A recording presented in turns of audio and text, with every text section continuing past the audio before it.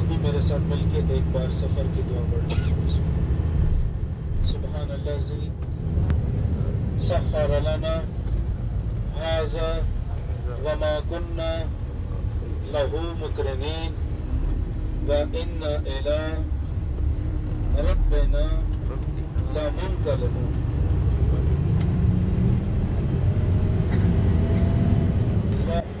غزوہ خندق سن 5 ہجری میں پیش آیا. 3 بڑے اسلامی غزوے ہوئے: غزوہ بدر، احد اور خندق. مقام غزوہ بدر یہاں سے تقریباً 150 کلومیٹر دور ہے، اور باقی جو 2 غزوات کے مقام ہیں احد اور خندق وہ ہماری آج کی زیارات میں شامل ہیں، کیونکہ یہ 2 جنگیں مدینے کے اندر رہ کر لڑی گئی.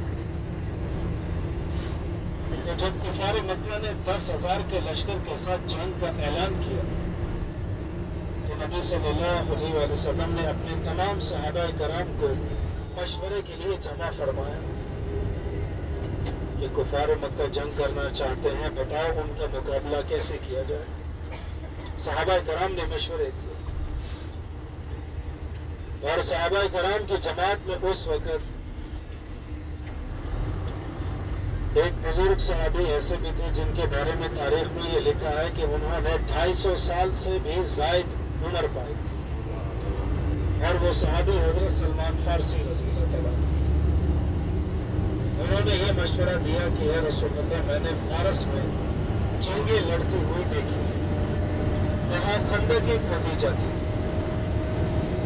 اگر ہم شہر مدینہ کے باہر ایک خندق کھودیں، یعنی ایک گہرا گڑھا، تو شہر مدینہ کفار مکہ کے حملے سے محفوظ ہو جائے گا، کیونکہ مدینہ کے باقی اطراف میں یا تو پہاڑی سلسلے ہیں یا کھجوروں کے گھنے باغات ہیں، اور ایک رستہ ایسا بھی تھا جس میں ایک قبیلہ بنو قریظہ والے آباد تھے. ویسے تو وہ لوگ یہودی تھے، لیکن ان لوگوں نے یہ عہد کیا تھا کہ ہم اس رستے سے مشرکین عرب کے اس لشکر کو مدینے میں داخل نہ ہونے دیں. لیکن انہوں نے بعد میں وعدہ خلافی کی، اور ان کی اس وعدہ خلافی کا ذکر بھی قرآن میں موجود ہے. 21واں پارہ سورہ الاحزاب. اور احزاب حزب کی جمع ہے، جس کے معنی گروہ کے ہیں، یعنی تمام اسلام دشمن اس وقت مسلمانوں کے جتنے بھی دشمن تھے سب گروہ کی صورت میں جمع ہوئے اور یہاں مدینہ حملہ کرنے آئے. تو نبی علیہ الصلوۃ والسلام نے حضرت سلمان فارسی رضی اللہ تعالیٰ عنہ کے اس مشورے کو پسند فرمایا، اور صحابہ کرام کا ایک لشکر لے کر مقام خندق پر تشریف لے آئے. وہاں خیمے لگ گئے. جس ترتیب سے وہاں خیمے لگے اسی ترتیب سے وہاں بعد میں ترکیوں کے دور میں مساجد قائم کر دی گئی، اور یہ جگہ مدینے میں آج مشہور ہے 7 مساجد کے نام سے، یعنی 7 مساجد والی جگہ.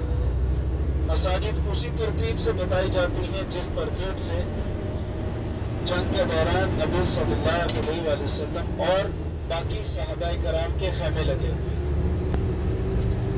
اور جس جگہ خندق کھودی گئی، خندق جان باقی نہیں رہا، اس کی جگہ جس روڈ پہ ہماری بس چل رہی ہے. اور خیمے کی جو ترتیب تھی انشاءاللہ جیسے بس آگے جاتی ہے میں آپ کو نشاندہی کرتا ہوں. خوشخبری بھیجی، نبی علیہ الصلوۃ والسلام اپنے خیمے میں دعا فرماتے رہے، اور اللہ رب العزت کی طرف سے غیبی مدد آئی. آندھی کی شکل میں ایک سخت طوفان آیا. یہ دیکھیے اپنے الٹے ہاتھ کی طرف، یہ پہاڑی پہ جو مسجد آپ کو نظر آ رہی ہے یہ مسجد فتح ہے. جب جنگ خندق ہوئی تو نبی صلی اللہ علیہ وآلہ وسلم کا خیمہ یہاں سامنے تھا.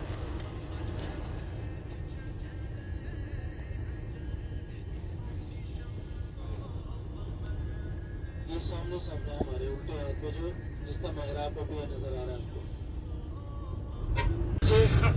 یہ کالے پتھروں والی، یہاں پہ حضرت سلمان فارسی کا خیمہ تھا. اور آپ کے الٹے ہاتھ پہ ہی یہ جو سفید رنگ کی مسجد ہے جامع الخندق،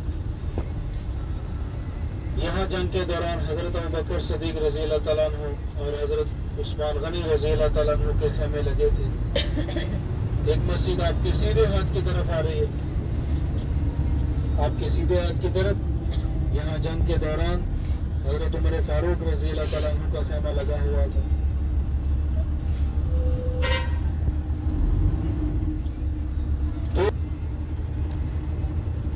الٹے ہاتھ کی طرف ہے وہ ایک خیمہ سامنے دیکھیے.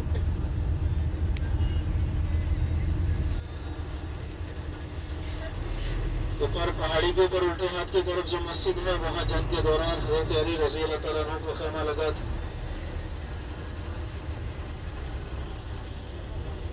اور ایک خیمہ نیچے ہے وہاں جنگ کے دوران خاتون جنت بی بی فاطمہ الزہرا رضی اللہ تعالیٰ عنہ کا خیمہ لگا تھا. ہمارے الٹے ہاتھ کی طرف وہ سامنے نیچے 25 دن تک بیٹھے رہے. اب اس لشکر میں ایک ایسا طاقتور جنگجو تھا جس کا نام عمر بن اس طاقتور جنگجو عمر بن عبدود نے یہ دیکھا کہ خندق ایک جگہ سے تھوڑی تنگ ہے. اس نے وہاں سے اپنا گھوڑا دوڑایا, خندق کو پھلانگ کے اس طرف پہنچ گیا. نبی علیہ الصلوۃ والسلام صحابہ کرام کے خیموں کے سامنے گیا اور کہنے لگا کون ہے جو مجھ سے مقابلہ کرے, وہ سامنے آ جائے. اب اس طاقتور جنگجو سے لڑنے یا مقابلہ کرنے کا مطلب یقینی موت. تو اس نے 3 بار للکارا. جب اس نے تیسری بار یہ کہا کون ہے جو مجھ سے مقابلہ کرے وہ سامنے آ جائے, تو صحابہ کرام کی جماعت میں سے کون اٹھے؟ حضرت علی رضی اللہ تعالیٰ عنہ اٹھے. نبی صلی اللہ علیہ وآلہ وسلم نے انہیں دعا دے کے رخصت کیا. حضرت علی رضی اللہ تعالیٰ عنہ نے اس طاقتور جنگجو عمر بن عبدود سے مقابلہ شروع کیا. اب تھوڑی دیر میں کیا ہوا کہ لڑتے لڑتے ایک مٹی اور گرد کا ایسا غبار اٹھا کہ وہ نظر آنا بند ہو گیا. نبی صلی اللہ علیہ وآلہ وسلم سامنے اس پہاڑی پر کھڑے تھے, تو وہاں کھڑے نبی علیہ الصلوۃ والسلام نے اپنے دونوں دستے مبارک ایسے فضا میں بلند فرمائے اور یہ دعا فرمانے لگے کہ یا باری تعالیٰ تو علی کی مدد فرما. پھر حضرت علی رضی اللہ تعالیٰ عنہ نے اپنی تلوار کا ایک ایسا وار کیا جو اس کی ڈھال کو چیرتا ہوا اس کے سر میں لگا اور اسے 2 ٹکڑوں میں تقسیم کر دیا. اس کی لاش اسی گڑھے اسی خندق میں گر گئی. اور جب وہ جہنم واصل ہو گیا تو وہ لشکر جو 25 دن سے یہاں خیمے لگائے بیٹھا تھا ان لوگوں کے حوصلے بھی پست ہو گئے. پھر اللہ رب العزت کی طرف سے ایک اور غیبی مدد آئی. آندھی کی شکل میں ایک ایسا سخت طوفان آیا, کفار مکہ کے خیمے اکھڑ گئے. ان کے جانور رسیاں توڑا کر بھاگنے لگے. وہ لوگ جو مسلمانوں سے جنگ کرنے یہاں آئے تھے سب کے سب یہاں سے بھاگنے پر مجبور ہو گئے. اللہ رب العزت نے غزوہ خندق میں مسلمانوں کو بنا لڑے ایک عظیم کامیابی نصیب کی. مقام غزوہ خندق اسے جنگ احزاب کا میدان بھی کہا جاتا ہے, فتح کا میدان بھی کہا جاتا ہے, اور یہ جگہ 7 مساجد کے نام سے بھی معروف ہے. ہمارا جو نوافل کا سلسلہ ہے وہ قبلتین اور قباء میں ہے.